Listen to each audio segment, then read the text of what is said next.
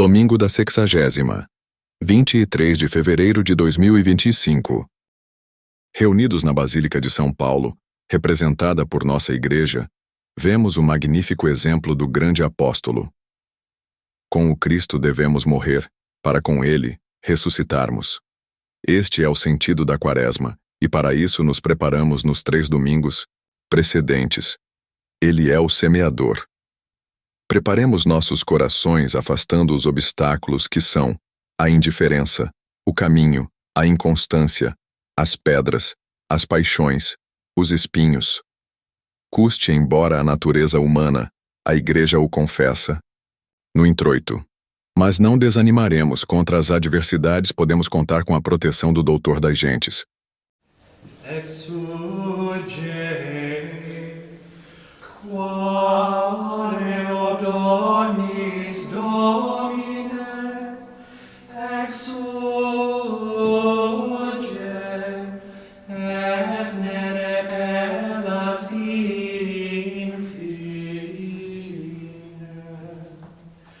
Quare faciem tua rectis, oblivi sceris, tribulationem nostro.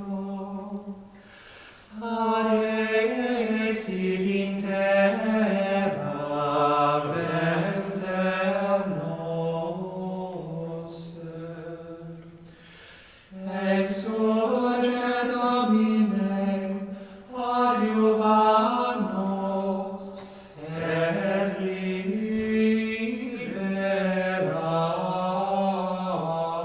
nos. Deus audibus nostris audivimus.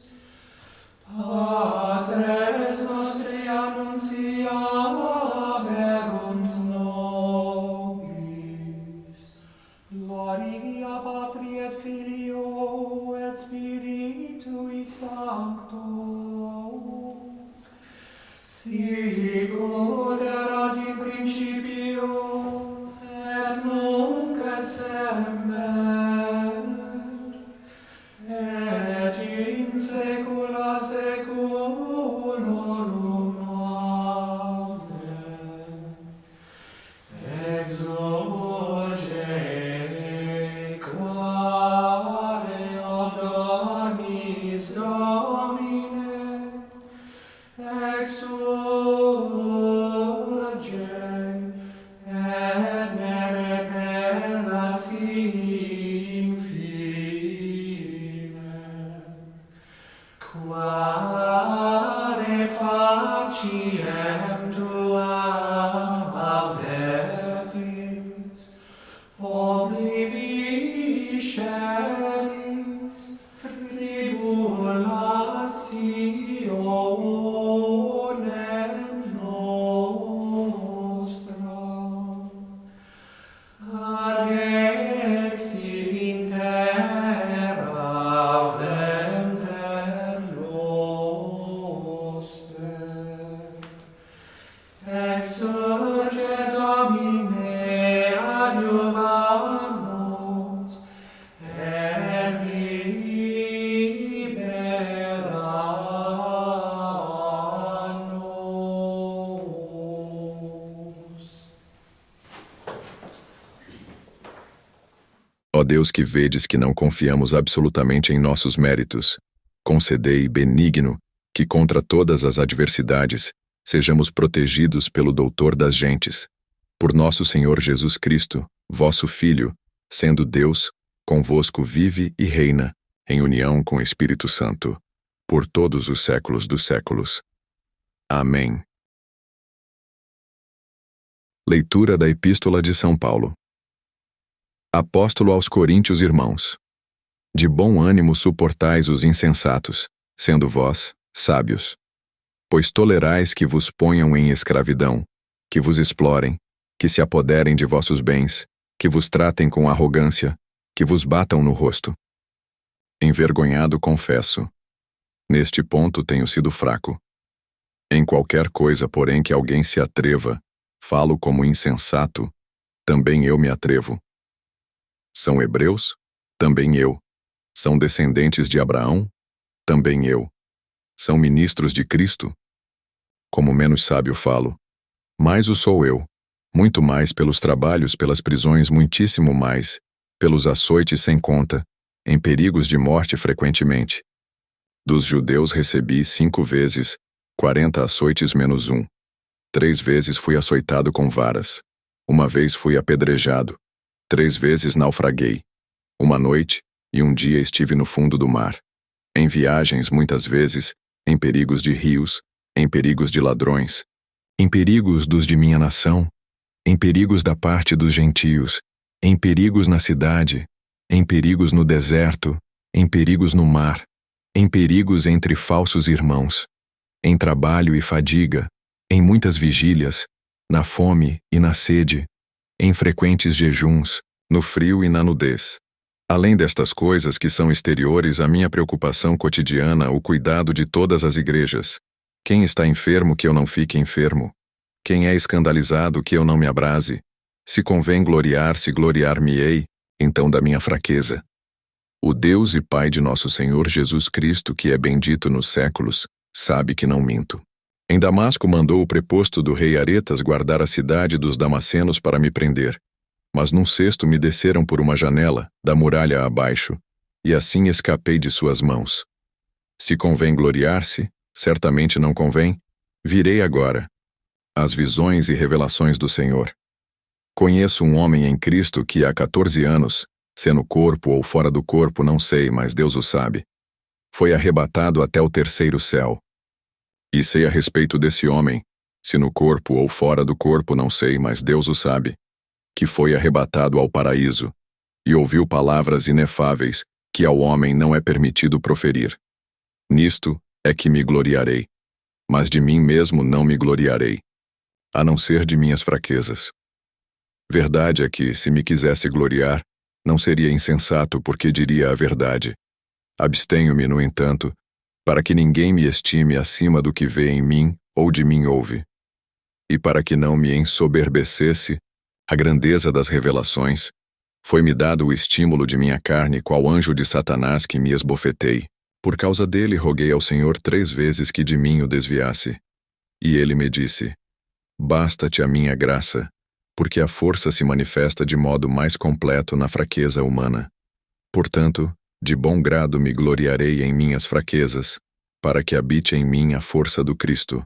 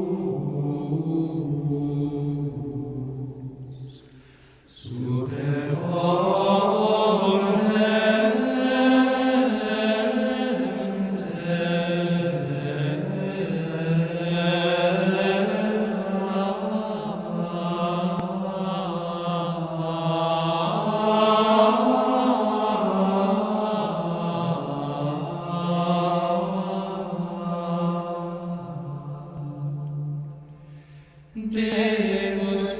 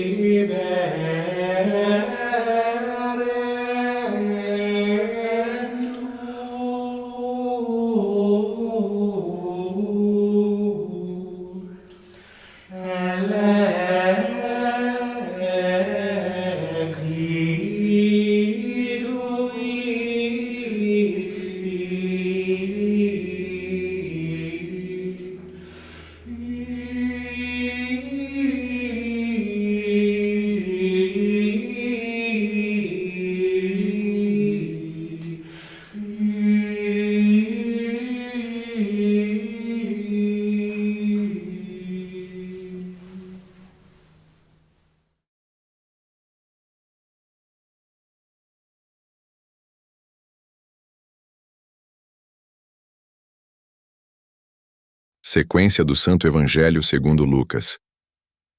Naquele tempo, tendo-se reunido muito povo, e como os habitantes de várias cidades tivessem ido a Jesus, propôs-lhes ele esta parábola. Saiu o semeador a semear sua semente, e ao semeá-la, parte, caiu junto ao caminho e foi pisada, e as aves do céu a comeram. Outra parte caiu sobre a pedra, e quando nasceu, secou logo, por não haver umidade. Outra parte caiu entre os espinhos, e os espinhos nascendo com ela a sufocaram. E outra parte caiu em boa terra, e depois de nascer, deu fruto, 100 por 1. Dito isto, clamou: Quem tem ouvidos para ouvir, ouça. Seus discípulos perguntaram-lhe, pois, que significava essa parábola. E ele lhes respondeu: A vós é dado conhecer o mistério do reino de Deus, porém aos outros se fala em parábolas, para que olhando, não vejam, e ouvindo, não entendam. Este é, pois, o sentido da parábola. A semente é a palavra de Deus. Os que estão ao longo do caminho são os que a ouvem, mas vindo depois o diabo tira-lhes a palavra do coração, para que se não salvem, crendo nela. Os de sobre a pedra são os que recebem com gosto a palavra quando a ouviram. Porém estes não têm raízes. Até certo tempo creem, mas no tempo da tentação, desviam-se. A que caiu entre os espinhos, são estes os que ouviram, porém indo, afogam-se com cuidado as riquezas e deleites da vida, e não dão fruto. E a que caiu em boa terra, são os que, ouvindo a palavra, guardam-na com o coração bom e perfeito, e dão fruto na paciência.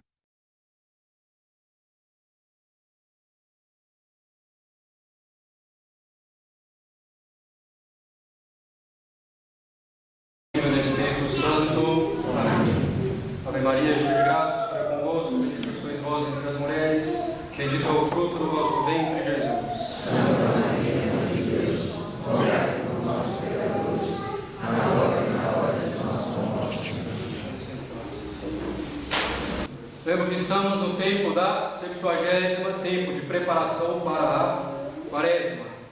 Os católicos, o tempo fuge, o tempo corre, passa rápido. É preciso, desde já, e essa é a intenção da Igreja, que comecemos a pensar e estabelecer as nossas práticas da Quaresma.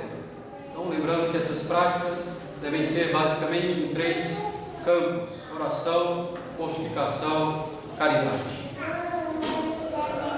Que este sacrifício que vos oferecemos, Senhor, nos vivifique e proteja sempre.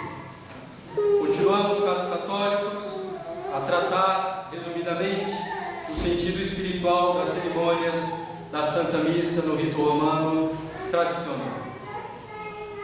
Nas missas dominicais é possível fazer o rito de aspersão de água benta, chamado asperges, ou vidiácono, em razão das antífonas que acompanham esse rito. A aspersão não faz parte da missa, mas a precede, dispondo-nos melhor para assistir ao santo sacrifício. É um rito de purificação que remete ao batismo. As 2 antífonas cantadas durante a aspersão, vidiáqua no tempo pascal e asperges nos outros tempos litúrgicos, deixam claro esse sentido de purificação e de lembrança do batismo. O vidiáqua fala da água que sai do lado direito do templo.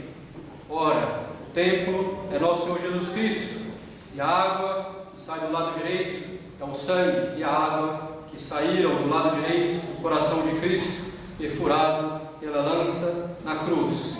Sangue e água que significam o batismo. No asperges, que cantamos há pouco, se fala da aspersão, que nos torna mais brancos que a neve. Essa aspersão não pode ser outra a não ser o santo batismo. Porque, porém, o asperges se faz somente no domingo?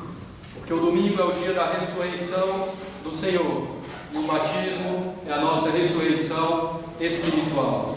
No batismo morremos para o pecado, a fim de ressuscitarmos para uma vida nova, a vida da graça. O rito de aspersão é, portanto, um sacramental bem eficaz para nos prepararmos para a Santa Missa. E não simplesmente pela água benta, que é aspergida, podemos tomar entrando na igreja a qualquer momento, mas justamente pela evocação de nosso batismo, que se faz na aspersão. O rito de aspersão deve nos lembrar das promessas feitas nessa ocasião, promessas de abandono do pecado, de renúncia ao demônio e às suas pompas, promessas de fidelidade a Cristo. Originalmente, a aspersão se fazia com uma planta chamada hisope, planta que simboliza a humildade e a penitência, 2 coisas necessárias para assistir bem à Santa Missa. A oração que se reza após a aspersão é também uma preparação do lugar, da igreja, para afugentar ainda mais o espírito maligno. Nessa oração se invoca o anjo, que muitos interpretam como sendo o próprio Jesus Cristo, anjo do grande conselho. Na aspersão, as pessoas estão de pé e fazem o sinal da cruz quando são aspergidas. Assim assim como se faz o sinal da cruz quando se toma água benta na entrada da igreja. Não é necessário, eu relembro, que caia uma gota de água em cada pessoa para que o rito seja eficaz. Nem é necessário estender as mãos para receber a aspersão. Assim, a aspersão, o asperges, tem por objetivo purificar a nossa alma, lembrando as disposições que devemos ter para assistir com fruto à Santa Missa, além de ser também uma espécie de exorcismo, expulsando o espírito maligno. Depois da aspersão, passamos à missa. A Santa Missa está dividida em duas grandes partes: a chamada missa dos catecúmenos e a chamada missa dos fiéis. Nos primeiros tempos do cristianismo, existia, por medo de profanação, a disciplina do arcano, pela qual a presença nas cerimônias sagradas era reservada somente aos batizados. Assim, somente os batizados, ou seja, os fiéis, assistiam à parte sacrificial da missa, parte em que ocorre a consagração, a renovação do sacrifício de Cristo. Por isso, essa segunda parte da missa, a partir do ofertório, recebe o nome de missa dos fiéis. Somente os fiéis, os batizados, podiam assistir a essa parte. Os catecúmenos estavam se preparando para o batismo e iam embora antes do ofertório, ficando do início até as leituras e o sermão. Assim, essa primeira parte da missa recebe o nome de missa dos catecúmenos. Provavelmente os catecúmenos eram dispensados nesse momento pelas palavras ite missa est, como ao final da missa atualmente. Essas palavras dispensavam os catecúmenos e antecediam a parte da missa propriamente dita, a parte sacrificial. Essas palavras ite missa est passaram a dar o nome ao sacrifício. Passou então a ser chamado de missa. Com o fim da disciplina do arcano, as palavras ite missa est passaram para o final da missa, onde se encontram hoje. Essa é uma explicação possível para o nome de missa que damos à renovação do sacrifício do Calvário. Outra explicação é a de São Tomás, que interpreta missa est, que quer dizer enviada em latim, como a oblação que foi enviada ao céu. Pois que a oblação foi enviada ao céu, podeis ir, estáis dispensados para propagar o Evangelho. Essa oblação, então, enviada, missa ao céu, passou a designar a renovação do sacrifício de Cristo. A missa dos catecúmenos começa, então, com as orações ao pé do altar. O sacerdote está ao pé do altar e reconhece que é indigno de subir do altar. Ele conhece a grandeza dos mistérios sagrados e as grandes disposições de alma exigidas para bem celebrar esses mistérios. A alma do sacerdote está dividida entre o medo diante do que há de mais sagrado e a confiança diante da bondade e misericórdia infinitas de Deus. Esses sentimentos são muito bem expressos pelo Salmo 42, que compõe as orações ao pé do altar. Antes de tudo, porém, o sacerdote faz o sinal da cruz, dizendo em nome do Pai, e do Filho e do Espírito Santo. Amém. É a primeira ação da liturgia da Santa Missa. Se devemos começar com o sinal da cruz todas as nossas ações, com mais razão, devemos começar assim a mais excelente e sublime das ações, que é a Santa Missa. É da cruz que nos vêm todas as graças.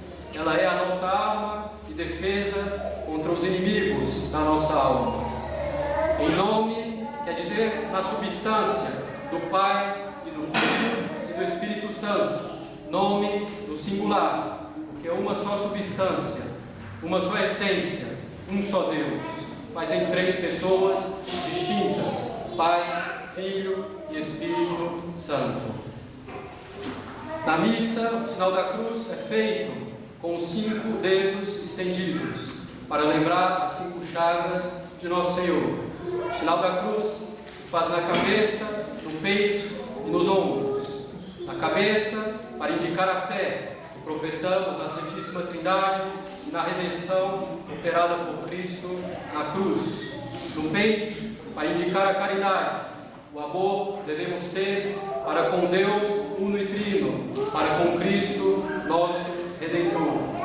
Nos ombros, para indicar nosso desejo de perseverar na verdadeira religião, mesmo que isso nos custe muitos esforços, muitos sacrifícios, pois é nos ombros que carregamos as coisas mais pesadas.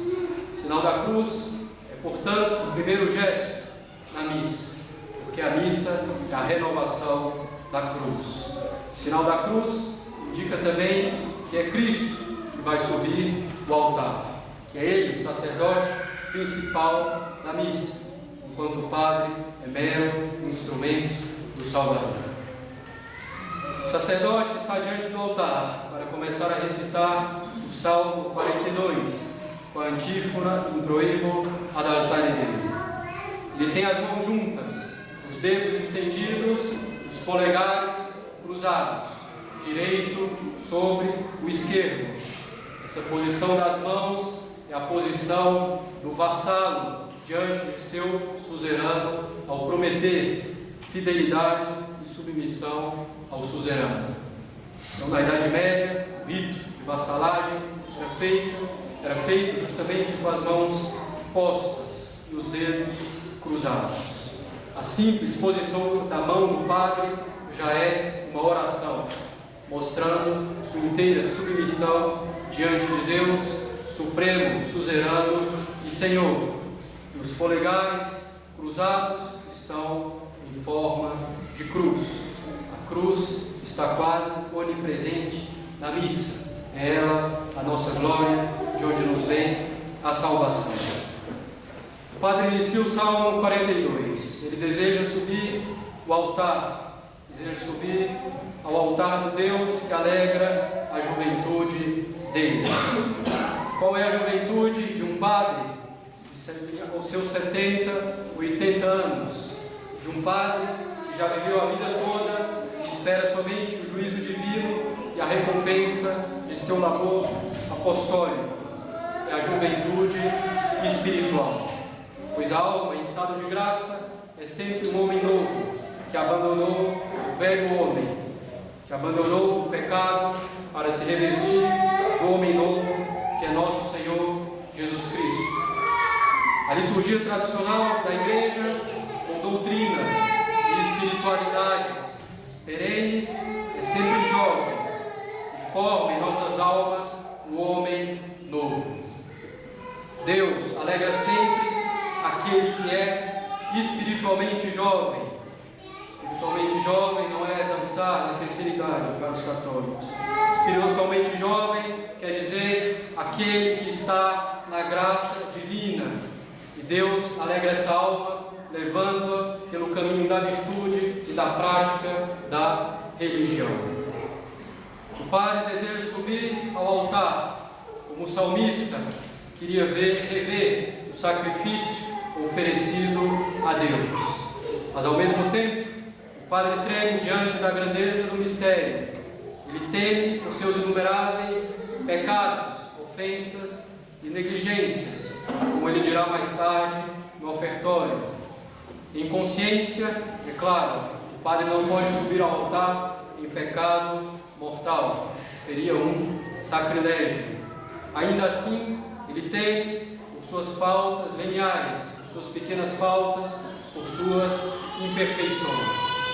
E em torno do sacerdote está o mundo, o povo não santo, estabelecido no mal, em guerra contra Deus.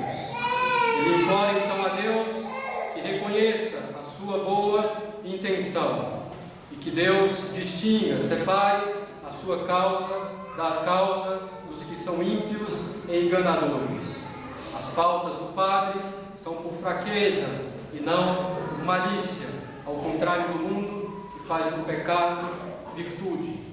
Se o padre ousa subir ao altar, não é porque confia em suas próprias virtudes, mas porque Deus é sua fortaleza. O padre não deve entristecer-se diante das ciladas dos inimigos, mas confiar em Deus, na sua misericórdia, na sua graça. O sacerdote pede então a luz divina e a verdade do Senhor, pois com elas subirá o monte Calvário para adorar o Altíssimo em espírito e verdade, como pede nosso Senhor. O sacerdote quer louvar a Deus na cítara, que significa as boas obras, a prática dos mandamentos. Preciso esperar, confiar em Deus.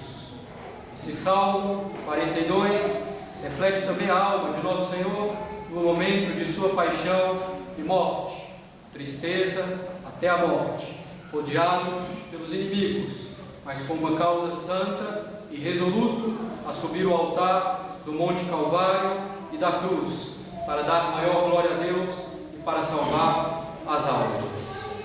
O Salmo se termina com Glória Patri e a repetição da antífona.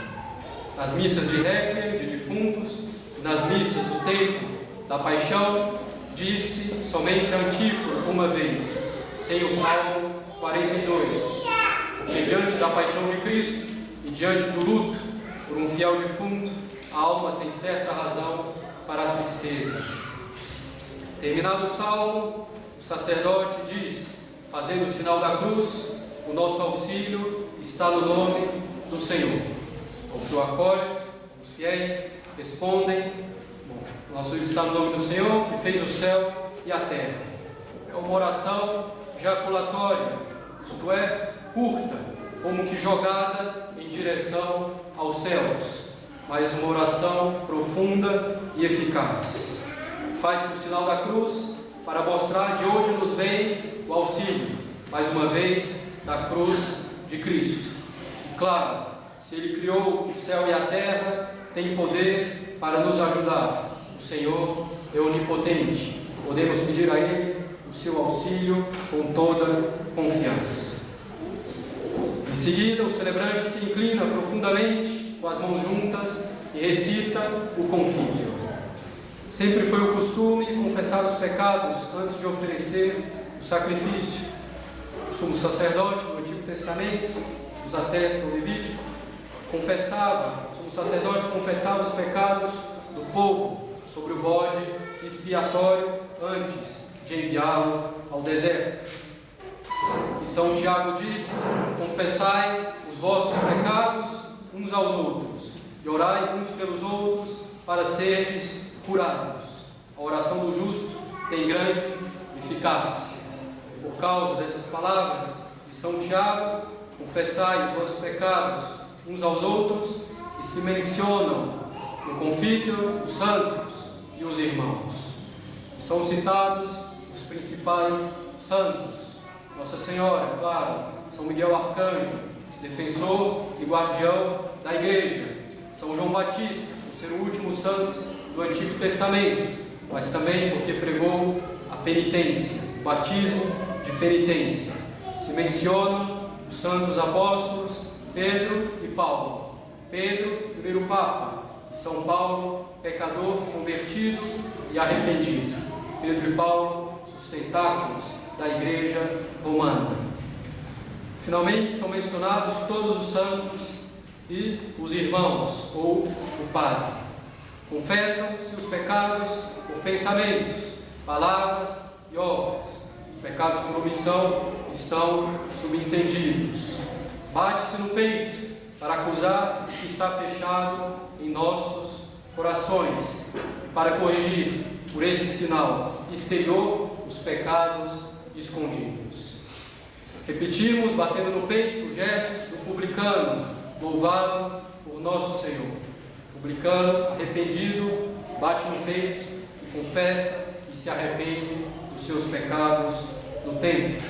Bate-se no peito sem fazer barulho, de modo silencioso. O sacerdote confessa primeiro e sozinho, dando exemplo para os fiéis. e confessam seus pecados em seguida. Isso também para deixar clara a distinção entre fiéis e sacerdote, e deixar claro que convém muito o sacerdote se reconheça individualmente pecador, para arrependido poder oferecer melhor a Santa Missa. Os fiéis pedem ao sacerdote a misericórdia divina em resposta à sua confissão. O sacerdote vai além de pedir a misericórdia para os fiéis, ele dá também a absolvição e indulgência, ato plenamente sacerdotal. Abolir essa absolvição e essa indulgência confunde um padre com os fiéis, mais uma vez, o que vai contra a instituição divina da Igreja como hierárquica. Claro que essa absolvição é eficaz somente para os pecados veniais, pelos quais se está arrependido. Os pecados mortais precisam da confissão sacramental ao pé do ouvido do sacerdote. O sacerdote sobe o altar, separando-se do povo como Moisés para subir ao monte Sinai. Agora ele vai agir propriamente como sacerdote e sacrificador.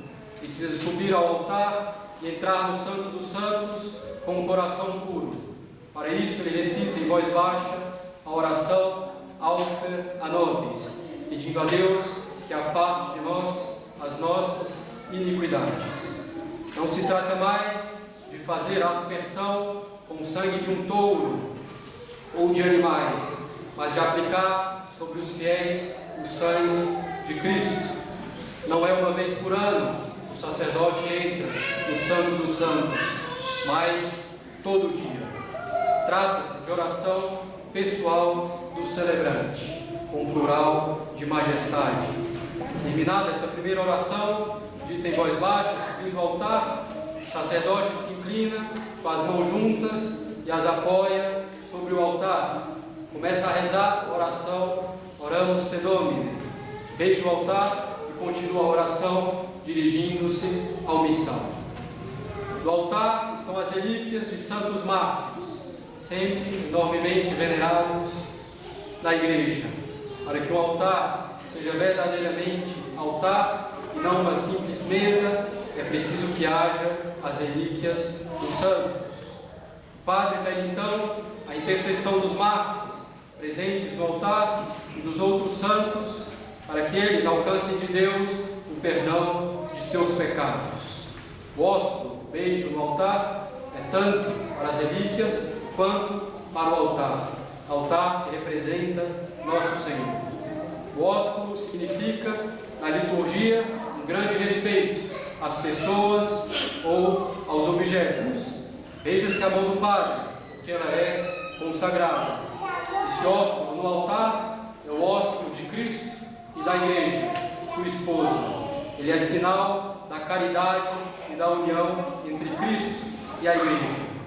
O sacerdote, na liturgia, representa Cristo como mediador entre Deus e os homens, mas ele representa também a Igreja. O ósculo significa também a reconciliação de Cristo com as almas após o pedido de perdão feito ao pé do altar.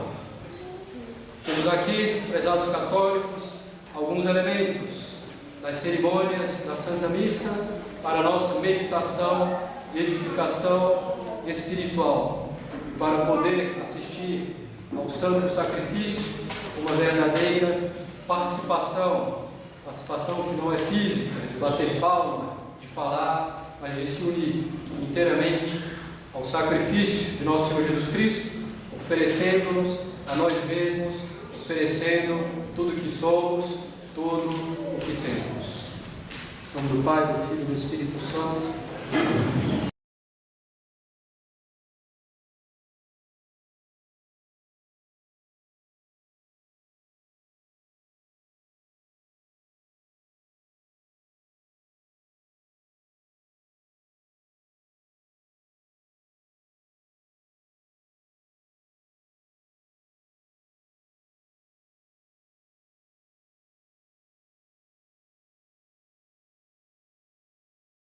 per felice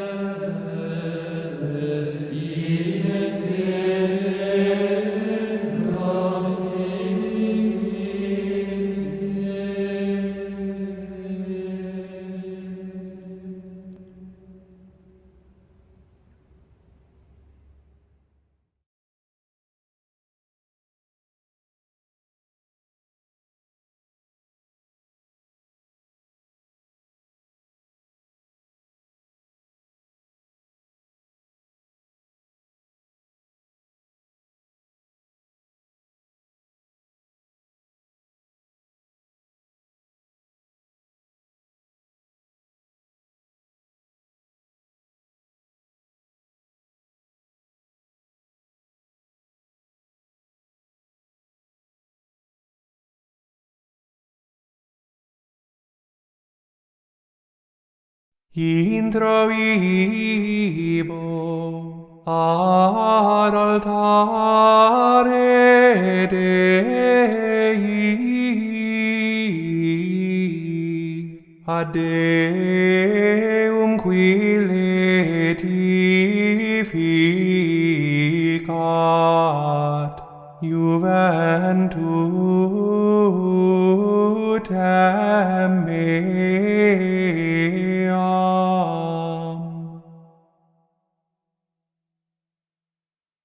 Humildemente vos rogamos, ó Deus onipotente, concedei-vos sirvam dignamente com santos costumes, os que alimentais com vossos sacramentos. Por nosso Senhor Jesus Cristo, vosso Filho, sendo Deus, convosco vive e reina, em união com o Espírito Santo, por todos os séculos dos séculos. Amém.